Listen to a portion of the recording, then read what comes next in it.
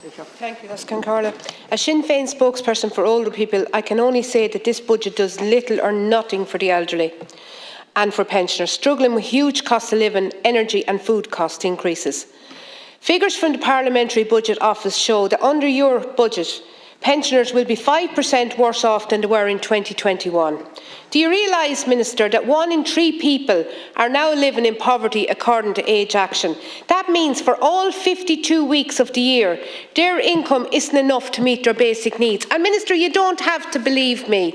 Age Action have written this, and I quote, "Ireland should aim to ensure that everyone has an adequate income in older age, so that we have independence, choice and control over lives, so that we can meet our basic needs without insecurity or fear about unexpected expenses or healthcare costs at the end of our lives. While Ireland's ageing demographics have been identified as important concern by policymakers, the state still needs to improve its strategic approach to meeting the present and future needs of our older people. We hope that this report will help focus minds on the financial realities facing older people today." Well, Minister, it didn't focus your mind, let me tell you. And Minister, it gets worse. Despite the massive crisis in health waiting lists, no funding was provided for the promised 1,500 beds, no funding was provided for extra capacity in acute hospitals, and there was no expansion of the medical card scheme. This will mean more older people waiting on chairs and trolleys again, which is totally inaccurate and unacceptable. Sinn Féin proposed an additional 1.3 billion to expand capacity to acute and general hospitals, which would have given older people a greater confidence in our health system and ensured they could access services when required.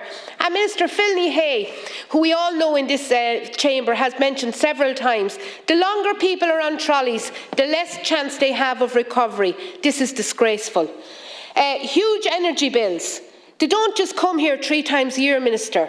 They have them every week and every month. Food bills come every week.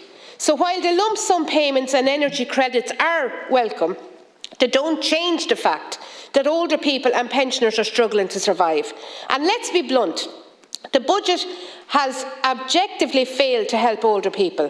It has failed to put real money back into their pockets. Years of underspending by this government is being laid bare by increases, which are decreases in real terms to what older and vulnerable people actually get into their pockets. This budget was your government's opportunity to make a real difference to older people, to change the landscape for the 1 in 3 older people already living in the poverty and stop and slide into poverty for more that are still at risk. And yet, what did you do, Minister? You missed that opportunity. That's a disgrace.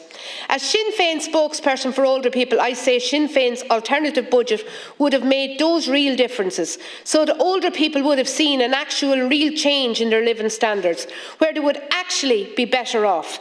Real benefits, real changes, real action, and not smoke and mirrors. Minister, it is time for change. Thank you.